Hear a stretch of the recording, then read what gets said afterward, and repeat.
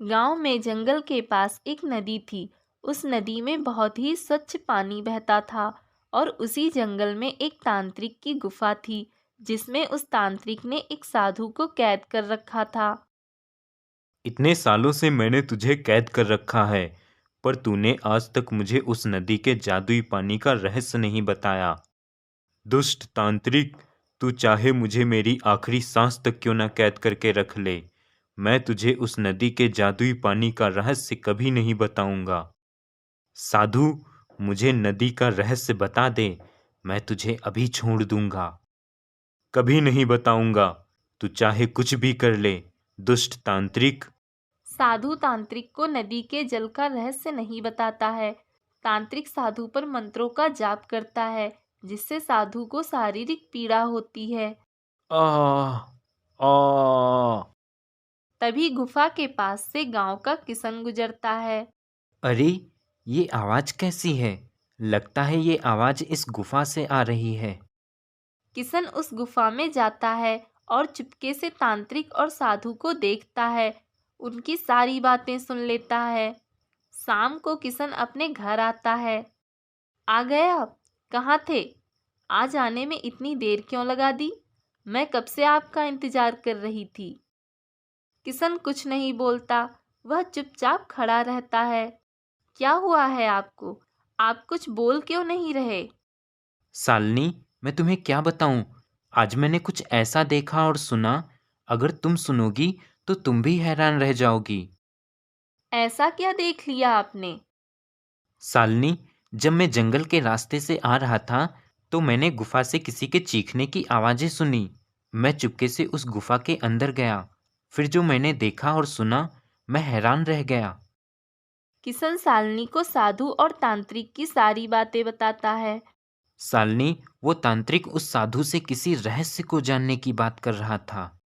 वो किस रहस्य की बात कर रहे थे? पता नहीं शालिनी, वो तो मैं भी नहीं सुन पाया। अच्छा, छोड़िए इन सब बातों को। होगा कुछ रहस्य, हमें क्या। आप इन सब चीजों में मत पड़िए। अब सो जाइए, सुबह आपको खेत पर भी जाना है। अगले दिन किशन खेत पे जाने की तैयारी करता है। शालिनी, अच्छा अब मैं चलता हूँ। ठीक है। और सुनिए, काम करके सीधे घर आ जाना। इधर उधर की बातों पर मत ध्यान लगाना। ठीक है शालिनी, तुम परेशान मत हो।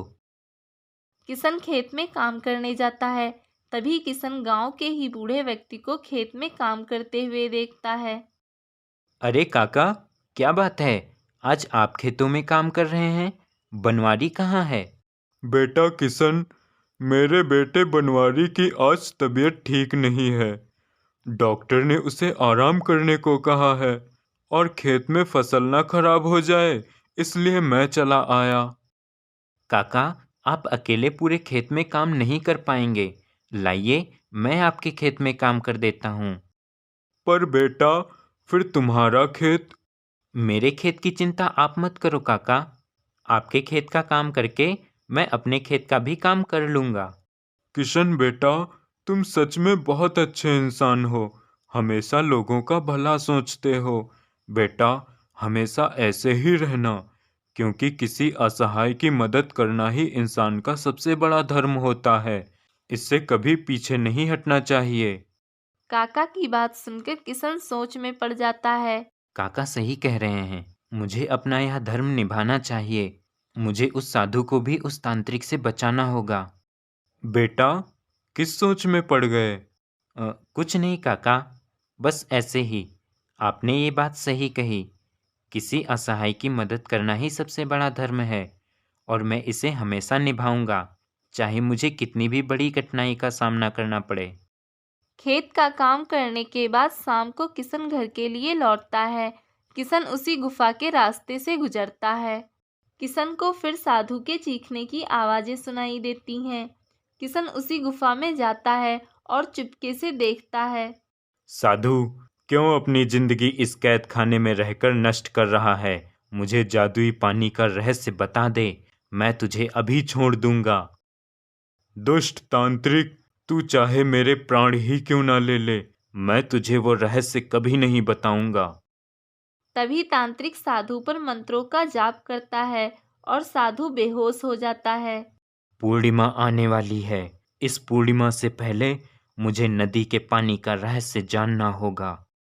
इतना कहकर तांत्रिक गुफा से बाहर चला जाता है। तभी किशन साधु के पास आता है। साधु महाराज, साधु महाराज। तभी साधु होश में आता है। तुम कौन हो बेटा, और तुम यहाँ कैसे आए? वो तांत्रिक कहाँ गया? साधु महाराज, वो तांत्रिक अभी गुफा में नहीं है, वो जा चुका है। मैं आपको छुड़ाने आया हूँ, मेरे साथ चलिए। वो तांत्रिक यहाँ आ जाए इससे पहले यहाँ से निकल चलिए। किशन साधु को उस गुफा से निकालकर अपने घर ले आता है। साधु महाराज, पानी पी लीजिए। साधु महाराज, आप निश्चिंत होकर हमारे घर रहिए, हम आपको कोई तकलीफ नहीं होने देंगे। किशन बेटा, तुम दोनों बहुत अच्छे इंसान हो। तुमने मुझे उस तांत्रिक की कैद से आजाद कराया। साधु महाराज, वो तांत्रिक आपसे क्या रहस्य जानना चाहता है? बेटा किशन, तुम एक अच्छे इंसान हो, इसलिए मैं तुम्हें जादुई पानी का रहस्य बताने जा रहा हूँ। मेरी बात ध्यान से सुनो। साधु किशन को नदी के जादुई पानी का रहस्य बता देता है। वही तांत्रिक चुपके से किशन और साधु की बातें सुन लेता है और साधु के पास आता है। तो ये रहस्य है जादुई पानी का। तुम लोगों को क्या लगता है, तुमने साधु को मेरी कैद से आजाद कराया है? नहीं, मैंने तुम्हें देख लिया था किशन, और मैंने जानबूझकर तुम्हें साधु को यहाँ लाने दिया ताकि मैं वो रहस्य जान सकूं। धन्यवाद साधु, तुमने रहस्य से पर्दा उठा दिया। अब मैं बनूंगा दुनिया का सबसे धनवान व्यक्ति। इतना कहकर तांत्रिक चला जाता है। अब क्या होगा साधु महाराज? तांत्रिक ने तो उस रहस्य को जान लिया। किशन, मेरी बात ध्यान से सुनो। कुछ दिन बाद पूर्णिमा की रात आती है। आसमान में पूरा चांद निकलता है। तभी तांत्रिक उस नदी के पास जाता है। आज मैं बहुत खुश हूँ क्योंकि मैं ये रहस्य जान चुका हूँ। आज पूर्णिमा है और इस रात चांद से एक रोशनी निकलकर इस नदी पर पड़ेगी और ये पानी जादुई हो जाएगा, जिसे पीकर मैं जो कुछ भी मांगूंगा मुझे मिल जाएगा। तभी चंद्रमा से एक रोशनी निकलती है और उस नदी के पानी पर पड़ती है और नदी का पानी रात भर के लिए जादुई हो जाता है। हाँ, रोशनी पड़ गई, पानी जादुई हो गया। अब मैं इसे पीकर खूब सारा धन, सोना, चांदी मांगूंगा और मैं इस दुनिया का सबसे धनवान व्यक्ति बन जाऊंगा। तांत्रिक नदी से पानी लेकर पीता है। मुझे खूब सारा सोना, चांदी, हीरा चाहिए। मैं खूब सारा खजाना चाहता हूँ। तांत्रिक के इतना कहते ही खूब सारा खजाना आ जाता है। तभी साधु और किशन भी वहां आ जाते हैं। देखा साधु, आज मैं इस दुनिया का सबसे धनवान व्यक्ति बन गया। किशन, सूर्य उगने से पहले इस जादुई पानी में स्नान कर लो, इससे तुम्हारे पास जादुई शक्तियां आ जाएंगी। हाँ साधु महाराज, मैं अभी इस पानी में जाता हूँ। क्या इस पानी में स्नान करने से मैं शक्तिशाली हो जाऊंगा? तांत्रिक किशन से पहले उस नदी में उतर जाता है। साधु, जादुई शक्तियां भी मैं ही हासिल करूंगा। मूर्ख तांत्रिक, तूने बहुत बड़ी गलती कर दी। मैंने किशन से जानबूझकर नदी में जाने को कहा ताकि तू मेरी बात सुन ले। इस नदी के पानी में यदि कोई आज रात स्नान करेगा तो ये नदी जागृत हो जाएगी और क्रोधित हो जाएगी, इसलिए हमने ये बात जानबूझकर कही। तभी नदी जागृत हो जाती है। ये कौन दुष्ट नदी में उतर आया है? दुष्ट प्राणी, अब तुझे इसकी सजा मिलेगी। तू इस नदी में डूब जाएगा।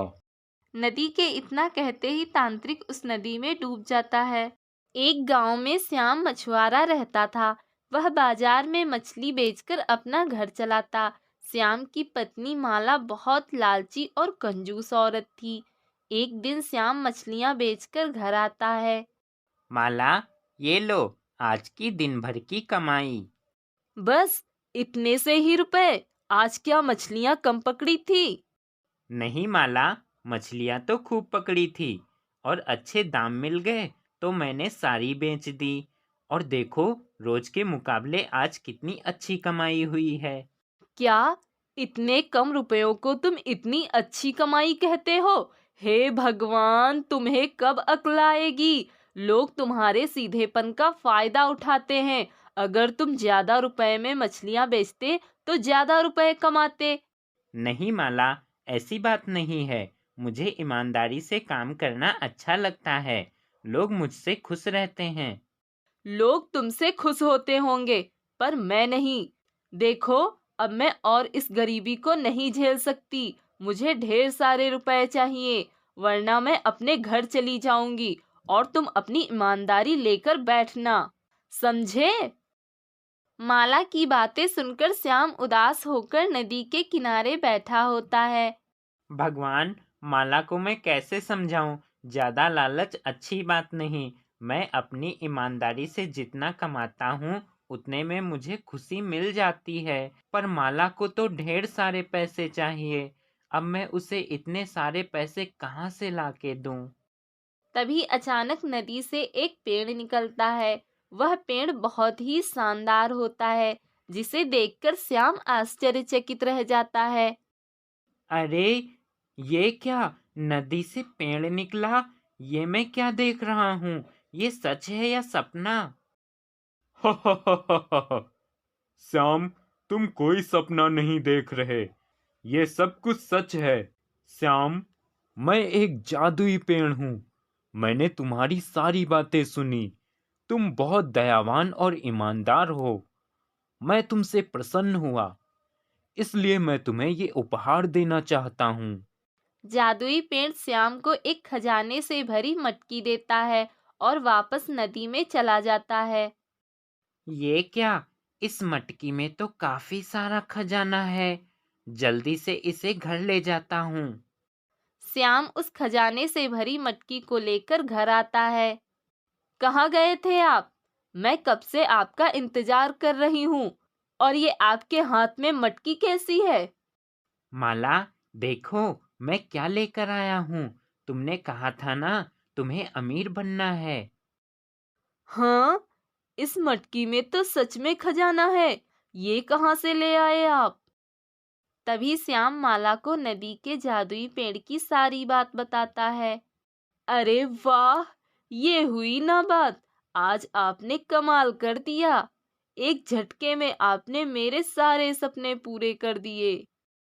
माला खजाने की मटकी देखकर बहुत खुश होती है। अब वह गांव में लोगों को दिखाती है कि वह अमीर हो गई है। सारे गांव में श्याम को खजाने की मटकी मिलने की चर्चाएं होने लगीं। अरे बहन माला, मैंने सुना है तुम्हें खूब सारा खजाना मिला है। अब तो तुम बहुत अमीर हो गई हो। हाँ हाँ, सही कहा तुमने। पता है, पूरे गांव में मेरे जितना अमीर आज कोई नहीं है। मैं जो चाहूँ वो खरीद सकती हूँ। इतना कहकर माला चली जाती है। देखा बहन, कितना घमंड हो गया है इसे अपनी अमीरी का। हाँ बहन, लालची और कंजूस तो ये पहले से ही थी, अब तो घमंडी भी हो गई है। पास खड़ा गांव का बिरजू उनकी सारी बातें सुन रहा था। कई दिनों से सुन रहा था कि श्याम को खजाना मिला है। आज तो माला के मुंह से सुनकर पूरा यकीन हो गया। सोच रहा हूँ आज रात ही चोरी कर लेता हूँ। कई दिनों से चोरी भी नहीं की है। काफी बड़ा खजाना हाथ लगेगा। उसी रात बिरजू श्याम के घर चुपके से खजाने से भरी मटकी चुरा लेता है। सुबह जब माला देखती है, हाय ये क्या, खजाने की मटकी कहाँ गई? यहीं तो रखी थी, कहाँ गायब हो गई? क्या हुआ माला? अरे, खजाने की मटकी गायब हो गई। मुझे लगता है जरूर उस जादुई पेड़ ने ही गायब की होगी। जाओ और अभी जाकर उसे वापस मांग कर लाओ। माला, ये तुम क्या कह रही हो? भला जादुई पेड़ ऐसा क्यों करेगा? और मैं पेड़ से खजाना मांगने नहीं जाऊंगा। और तुम भी इतना लालच मत करो। ठीक है, तुम मत जाओ, लेकर बैठो अपनी ईमानदारी। मैं तो जाऊंगी। माला नदी के पास जाती है और जादुई पेड़ को आवाज लगाती है। तभी जादुई पेड़ नदी से निकलता है। जादुई पेड़, तुमने जो खजाने की मटकी दी थी वो वापस क्यों ले ली? नहीं, मैंने वो मटकी वापस नहीं ली, परंतु यदि तुम्हें ऐसा लगता है तो ये लो, मैं तुम्हें दूसरी खजाने की मटकी दे रहा हूँ। दूसरी खजाने की मटकी लेकर माला घर आ जाती है और बहुत खुश होती है। वाह, मजा आ गया, मुझे वापस खजाना मिल गया। अब माला एक बड़ा घर बनवा लेती है और खूब ऐशो आराम से रहने लगती है। एक दिन माला कहती है, अब मुझे और भी खजाना चाहिए, खर्चे भी तो बढ़ गए हैं। माला, ऐसा मत करो। अब हमें अपनी मेहनत पर भी निर्भर रहना चाहिए। ज्यादा लालच अच्छी बात नहीं। तुम चुप रहो, मुझे मत सिखाओ कि मुझे क्या करना है। तुम अपनी ईमानदारी लेकर बैठो। माला फिर से नदी के पास जाती है और जादुई पेड़ को आवाज लगाती है। जादुई पेड़ नदी से बाहर आता है। बोलो माला, अब क्या हुआ? जादुई पेड़, तुमने जो मुझे खजाने की मटकी दी थी वो तो चोरी हो गई। अब मैं क्या करूं? ठीक है, ये लो, एक और खजाने की मटकी। माला फिर खजाने की मटकी लेकर आ जाती है। वाह वाह, क्या बात है, कितना मजा आ रहा है। मुझे फिर से खजाना मिल गया, पर ये भी तो जल्दी ही खत्म हो जाएगा। मैं एक काम करती हूँ, एक बार और मांग लेती हूँ, फिर ढेर सारा खजाना हो जाएगा। बस करो माला, अपने लालच पर काबू रखो, हद मत करो। अरे तुम चुप रहो, मैं जो कर रही हूँ मुझे करने दो, समझे? माला फिर से नदी के पास जाकर जादुई पेड़ को आवाज देती है। अब क्या हुआ माला? जादुई पेड़, ये क्या? तुमने जो मुझे खजाने की मटकी दी थी वो तो खाली थी, उसमें खजाना ही नहीं था। ठीक है, अगर ऐसी बात है तो तुम घर जाओ, इस बार तुम्हें सब कुछ बदला हुआ मिलेगा। माला जैसे ही घर आती है वह देखती है उसका घर वापस से झोपड़ी में बदल जाता है और सारा खजाना गायब हो जाता है। अरे ये क्या, ये सब कैसे हो गया? तभी उसी जादुई पेड़ की आवाज आती है। दुष्ट औरत, ये सब तेरे लालच का परिणाम है। माला, मैंने कहा था ना, ज्यादा लालच अच्छी बात नहीं, पर तुमने तो लालच की हद ही पार कर दी। तुमने कभी मेरी बात मानी ही नहीं। मुझे माफ कर दीजिए, आज मैं समझ गई हूँ, लालच का परिणाम हमेशा बुरा ही होता है।